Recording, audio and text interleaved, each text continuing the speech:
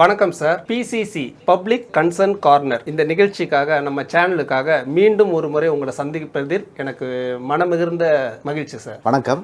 எனக்கு உங்களை சந்திக்கிறதுல ரொம்ப மகிழ்ச்சி. சொல்லுங்கள் சார், எப்படி இருக்கிறீங்க? நன்றி சார், ரொம்ப நல்லா இருக்கிறேன் சார். சென்ற நம்மளது பேட்டி நல்லபடியாக போய் நல்ல இடத்த ரீச் ஆனிச்சு சார். இப்போ நம்மளோட மக்கள் பிரச்சனைக்கு நீதி சார்ந்த ஒரு விளக்கங்கள் தான் நம்ம சேனல் மூலமாக நீங்கள் மக்களுக்கு தெரியப்படுத்திட்டு இருக்கிறீங்க. எஸ். இப்போ சமீபத்தில் ஒரு செய்தித்தாள்களில் வரக்கூடிய ஒரு மிகவும் கவலை அளிக்கக்கூடிய ஒரு விஷயம், தற்கொலை மரணங்கள். எஸ். அதுலேயும் இந்த வேர்ல்டு ஹெல்த் ஆர்கனைசேஷன் ஒரு புள்ளி விவரத்தை நம்மளுக்கு கொடுத்துருக்குறாங்க. அதாவது ஒவ்வொரு 40 வினாடிகளுக்கும் ஒரு தற்கொலை மரணம் நிகழ்ந்து கொண்டிருக்கிறதா. எஸ். மோரோவர் இந்தியாவோட இப்போ நம்ம நாட்டை பொறுத்த வரைக்கும் பார்த்துக்கிட்டிங்க அப்படின்னா ஒரு நாளைக்கு 500 தற்கொலை மரணங்கள் நிகழ்ந்து கொண்டிருக்கிறதா ஒரு புள்ளி விவரம் தெரிவிக்குது. எஸ். ஸோ இதை உங்களுடைய பார்வை என்ன சார்? இதை தடுக்கிறதுக்கு நீதித்துறை சார்ந்த உங்களுடைய பார்வை எப்படி சார் இருக்குது? ஃபர்ஸ்ட் ஆஃப் ஆல் என்னென்னா சார், தற்கொலையே பார்த்தீங்கன்னா it's an offence. Committing suicide இல்லை அட்டெம்ப்ட் டு சூசைட், இது ரெண்டுமே செக்ஷன் 309 ஆஃப் ஐபிசி படி இது ரெண்டுமே குற்றம் சொல்லுது. நம்ம இந்திய தண்டனை சட்டம் 309 பார்த்தீங்கன்னா கிளியராக சொல்லுது, சூசைடு தற்கொலை செய்வதற்கு முயற்சிப்பது, தற்கொலை செய்வது சட்டப்படி குற்றம்னு சொல்கிறாங்க. இந்தியாவில் நீங்கள் சொன்னது அந்த சர்வே கரெக்டு தான். மத்திய குற்ற ஆவணம் நேஷனல் கிரைம் ரெக்கார்ட்ஸ் என்ன சொல்லுதுன்னா ஒரு நாளைக்கு 468 நபர்கள் பார்த்தீங்கன்னா they are committing suicide as per எது என்சிஆர்பி நேஷ்னல் கிரைம் ரெக்கார்ட்ஸ் பார்த்தீங்கன்னா அதை தான் சொல்லுது. ஒரு நாளைக்கு 468 பேர் சூசைடால் இருக்கிறாங்க.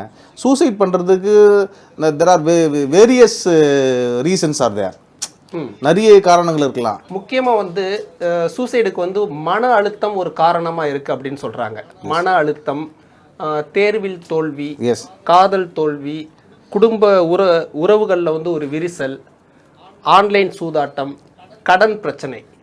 இதில் கடன் பிரச்சனை அப்படிங்கிறது தான் நம்ம கடந்து போகும்போது மற்ற தற்கொலைகளோட கம்பேர் பண்ணும்போது கடன் பிரச்சனைகளில் குடும்பமாக அடையக்கூடிய ஒரு நிலை இப்போ போயிட்டுருக்கு. கரெக்ட், நீங்கள் சொன்னது உண்மைதான் சார்.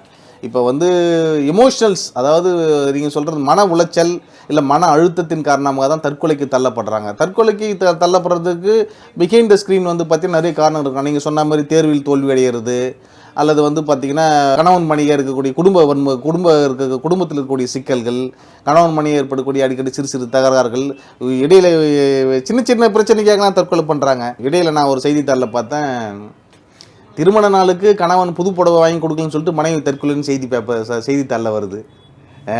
இது போன்ற சிறு சிறு காரணங்களுக்காக கூட தற்கொலை. இதெல்லாம் பார்த்தீங்கன்னா தவிர்க்கப்பட வேண்டியது. அவங்களுக்கு நல்ல ஒரு கவுன்சிலிங் தரணும். ரெண்டாவது இந்த கமிட்டிங் சூசைடு அது நீங்கள் இன்னொரு விஷயம் நல்லா சொன்னீங்க, கடன் தொல்லை.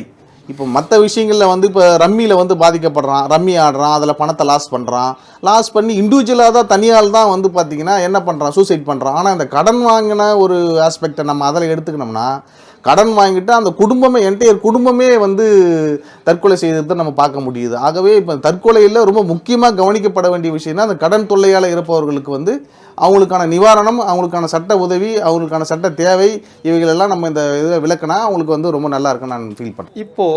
இப்போ இந்த மாதிரி தற்கொலை பண்ணக்கூடிய குடும்பங்களில் நாம் நினைக்கிற மாதிரி கல்வி அறிவு உள்ளவங்க, அறியாமையில் இருக்கிறவங்க, இந்த மாதிரி பலதரப்பட்ட மக்கள் தற்கொலைக்கு முயற்சியில் ஈடுபட்டாலும் படித்தவர்களுமே இன்று மிகவும் உயர்வான காவல்துறையை விடுங்க சார், வேறு ஏதாவது கன்சியூமர் கோர்ட் இந்த மாதிரி இதெல்லாம் கூட நம்ம அஃபேர்லாம் விடலாம், நீதித்துறை மேலே அவங்க ஒரு நம்பிக்கையை ஏன் வைக்க மாட்டேங்கிறாங்க சார்? இந்த கடன் பிரச்சனை ரொம்ப நாளாக நீடிச்சிருக்குதுன்றதுக்காக தமிழ்நாடு அதுக்காக ஒரு ஸ்பெஷல் ஆக்டே போட்டாங்க.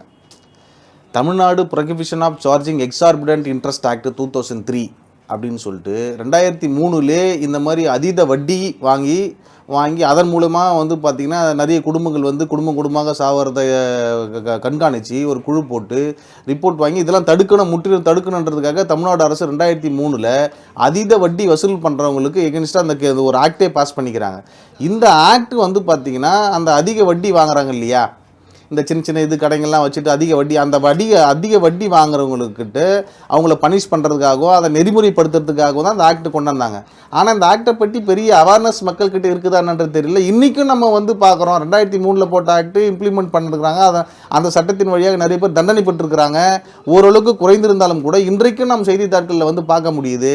குடும்பமாக கடன் தொல்லையால் தினசரி செய்தித்தாளில் பார்க்க முடியுது. தினசரி மினிமம் ஒரு நியூஸ் 2 நியூஸ் அது மாதிரி வந்து கடன் தொல்லையால் குடும்பத்தோடு தற்கொலை என்ற செய்தியை நம்மளால் பார்க்க முடியுது. ஆகவே தவிர்க்கப்பட வேண்டிய விஷயம். ஆக்டில் வந்து பார்த்தீங்கன்னா ரொம்ப தெளிவாக சொல்லிடுச்சு. அந்த ஆக்ட் இந்த 2003 அந்த ஆக்ட் வந்து என்ன சொல்லுகிறான்னா 5 டைப்பாக அதை பிரிக்கிறாங்க. என்னென்ன வந்து கந்து வட்டி எப்படிலாம் கொடுக்குறாங்கன்னு சொல்லிட்டு வந்து டெய்லி வட்டி, டெய்லி பேசிஸில் கொடுக்குறது, ஹவர்லி வட்டி, எப்படி ஹவர்லி வட்டி, அப்புறம் கந்து வட்டி, தண்டல், மீட்டர் வட்டி, இப்படி வந்து பார்த்தீங்கன்னா 5 டைப்பாக வந்து அந்த பிரித்து கொடுக்குறாங்க. அதீத வட்டி வாங்குறவங்க இந்த மாதிரி 5 வட்டியில் 5 டைப்பாக பிரித்து கொடுக்குறாங்கன்னு சொல்லிட்டு ஆக்ட் சொல்லுது. இவங்களுக்கெல்லாம் அந்த எப்படி பிரித்து கொடுக்குறாங்க, அவங்களுக்கு இன்ட்ரெஸ்ட் எப்படி வசூலிக்கிறாங்க, இது எப்படி வசூலிக்கக்கூடாது, இது எதுலேருந்து எப்படி வரணுன்றதோ அந்த தெளிவாக அந்த ஆக்ட் சொல்லிக்குது. சார் இப்போ இந்த கந்து வட்டி, டெய்லி வட்டி, இந்த மாதிரி வட்டி இதெல்லாம் நீங்கள் சொன்னீங்க. இது எல்லாமே வந்து உரிமம் பெற்றவர்கள் தான் செய்கிறாங்களா, இல்லை வந்து உரிமம் இல்லாமலே வந்து தனிநபர்களும் இந்த மாதிரி விஷயத்த செஞ்சுக்கிட்டு குடும்பங்களுக்கு வந்து மன அழுத்தங்களை கிரியேட் பண்ணுறாங்களா? சார் அதாவதுங்க வட்டி வாங்குறதுல 2 விஷயத்த சொல்லிக்கிறாங்க சார். அதாவது section 7 of money lender act வந்து பார்த்திங்கன்னா கரெக்டான, அதாவது ஒரு எவ்வளோ வட்டி வாங்கணுன்றது அரசாங்கம் வரையறுத்துக்குது. புரியுதுங்களா?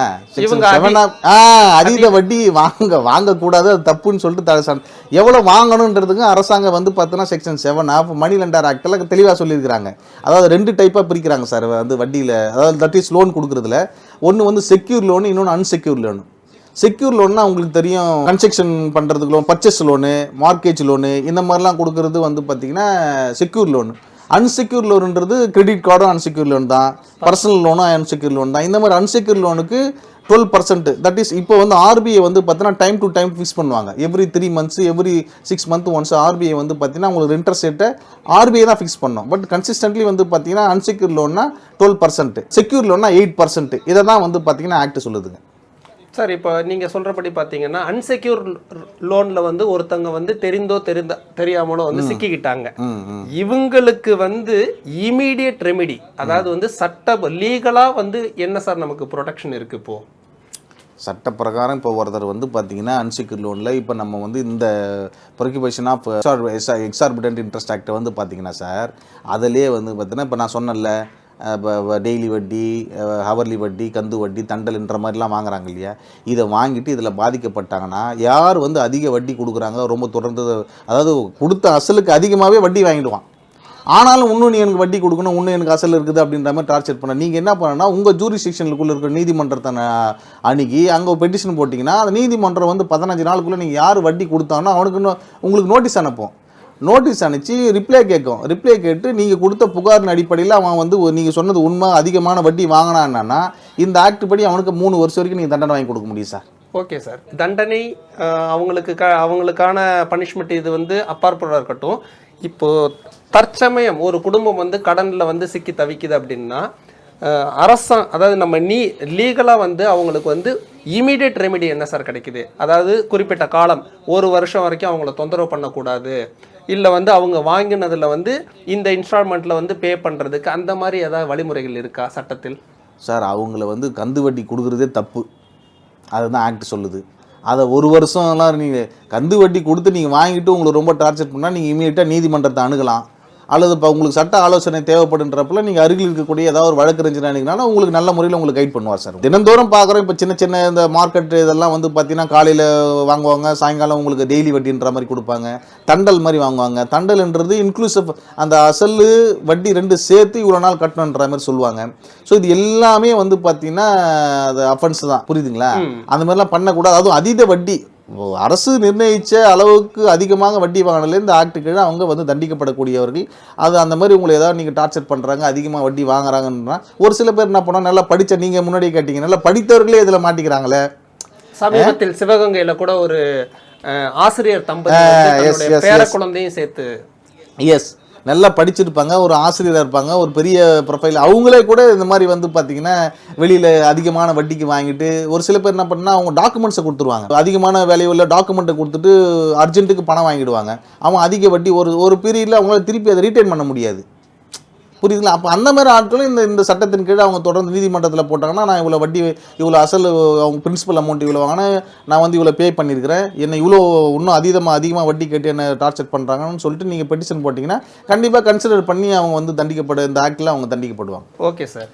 இப்போது சமீபத்தில் வந்து மக்களிடம் வந்து பேசிக்கொள்ளக்கூடிய ஒரு விஷயம் என்ன அப்படின்னா, நீதிமன்றமே தானாக முன் வந்து இந்த தற்கொலை மரணங்கள், அதுவும் கடல் தொல்லையான ஏற்படக்கூடிய தற்கொலை மரணங்களை தடுத்து நிறுத்துறதுக்கு நீதிமன்றமே வந்து முன் வந்து ஒரு வழக்கு எடுக்க போகிறதா செய்திகள் வெளிவந்துட்டு இருக்கு. இது எந்த அளவுக்கு சாத்தியம்? அரசாங்கத்தை கட்டுப்படுத்த முடியுமா? அரசாங்கத்தை கட்டுப்படுத்துறதுலாம் இல்லை சார். அரசாங்கம் ஏற்கனவே இருக்கிற சட்டத்தை பயன்படுத்தி மக்களை வந்து பார்த்தீங்கன்னா பாதுகாக்கிற வேலையை அரசாங்கம் செய்யுது.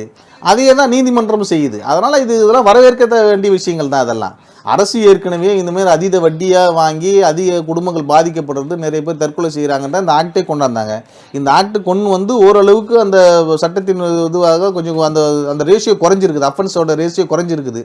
பட் இருந்தாலும் இன்றைக்கும் கூட அந்த மாதிரி செய்திகள் வரதான் செய்யுது. அதை இன்னும் வந்து பார்த்தோன்னா பாதிக்கப்பட்டவர்கள்லாம் வெளிப்படுத்தணும்.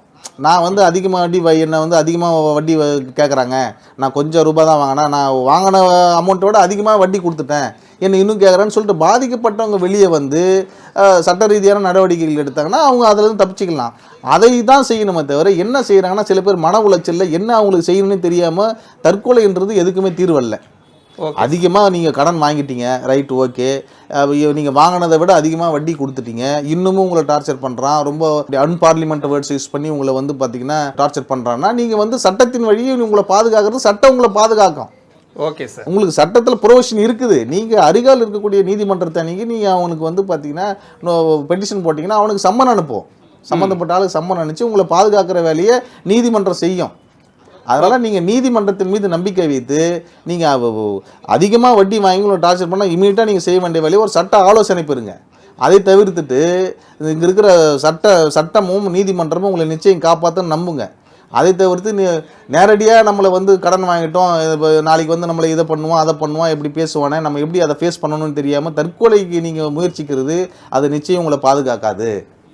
ஆகவே அதை முற்றிலும் தவிர்க்கப்பட வேண்டிய விஷயம். அதை தவிர்த்துட்டு நீதிமன்றத்தையும் சட்டத்தின் மீது நம்பிக்கை வைத்து நீங்கள் முன்னாடி வந்து செயல்பட்டீங்கன்னா கண்டிப்பாக நீங்கள் பாதுகாக்கப்படுவீங்க.